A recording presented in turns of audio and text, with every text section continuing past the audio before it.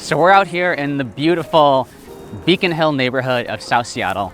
It's summertime and I'm so excited to show you guys this next house. So the house that we're going to be showing you today isn't a house per se, it's an accessory dwelling unit. But it's an accessory dwelling unit that's bigger than most of the single family houses around it. It comes in at a whopping 2,000 square feet. And you might be asking yourself, ADUs are limited to 1,000 square feet. We know this, right? So how do you build an ADU that's double the size of the supposed maximum? Well, that's what we're gonna figure out today.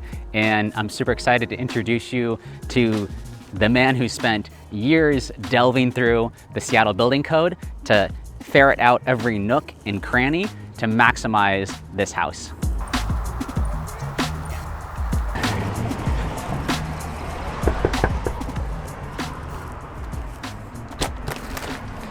Sanford, good to see you, man. Nice to see you. Awesome. Yeah, welcome in. Awesome, thank you. Okay, so I'm here with Sanford Long. He's the designer of the house we're inside. And Sanford, thank you so much for having us over. Yeah, thanks for being here. Awesome. So tell us a little bit about the house that you designed. Yeah, so a few of the details are that this house is 2187 square feet. Which is massive. Yep, for a DADU. It's 4-bed, 2.5 bath, and it has a loft as well. And it also features 17-foot ceilings over the living, kitchen, dining. Which is crazy. Like, there's just so many things packed in there that you would not expect in a DADU. Yeah, the limitation is that it's small, but you actually have like a 24-foot height limit. So if you only build one floor and a basement, you can have really tall ceilings. That's right, you get these palatial high ceilings even in a accessory dwelling unit. Yep. So Sanford, tell us a little bit about yourself and how is it that you ended up building this really large accessory dwelling unit? Are you an architect? What's your background? So I'm actually not an architect. I'm currently still a senior at UW studying engineering.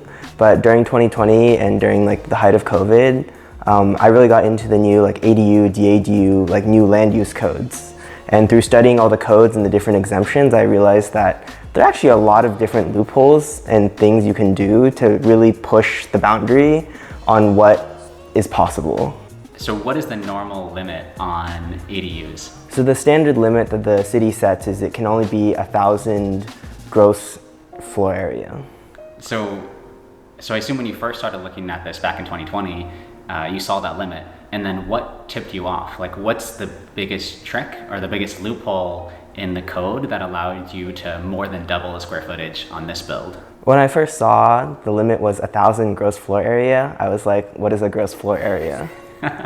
And so initially you start by just looking at all the different tip sheets and informational documents that they create for like the new codes for people to read. But then you really get pointed towards the Seattle Municipal Code, which is like basically the Bible for where all the land use codes sit. And then the moment you get there, you start reading a bunch of these tables, but then all these tables end up having footnotes. And the footnotes are like, it's this, except for when this is happening, then you can do this. And there are a bunch of different like weird exceptions for all the different weird use cases. Love that. So it's literally buried in the footnotes. So what's the main footnote, or what's the loophole that you use to double the square footage here? The primary footnote and loophole that was used here is that under the definition of when gross floor area is counted, underground gross floor area is actually exempt. And so using that underground exemption, all of the basement square footage of this unit doesn't actually count towards the 1,000 square feet limit. So it's like a get out of jail free card. As long as you build underground, there's no limit. Yep, and it even gets more complicated than that because underground actually has two definitions. And one of them is just saying that the bottom floor cannot stick up out of the ground more than 4 feet. So it doesn't actually have to be truly completely underground in some scenarios. So as long as you have less than 4 feet above ground, that floor area does not count. Yep, based on some interpretations. Some interpretations. Yeah. This house also has a full-size attached garage. Tell me about that. How did you work that in? Yeah, so attaching a garage is actually another footnote inside the land use codes where the garage doesn't actually count towards 1,000 square foot limit. So adding a garage on is just an easy way to bump your square footage up, because you can either use it as a garage or a fitness area or any sort of flex space you want to use. Yeah, I love that, because I've actually seen garages that are finished and real estate agents will stage them as if they're part of the home. So tell me about the actual build here. How long did it take? How much did it cost? And what are you currently listing it for? So the build took probably just under a year to complete. So the build wasn't actually too complicated. It is relatively small compared to some of the other projects that I've been a part of. But the permitting took way too long for this build. It was a combination of this is really pushing the envelope, as well as this is just figuring out, like, for the first time, drainage plans. And the moment you start increasing the size, you start triggering more reviews than like a smaller plan may have just skipped under the radar.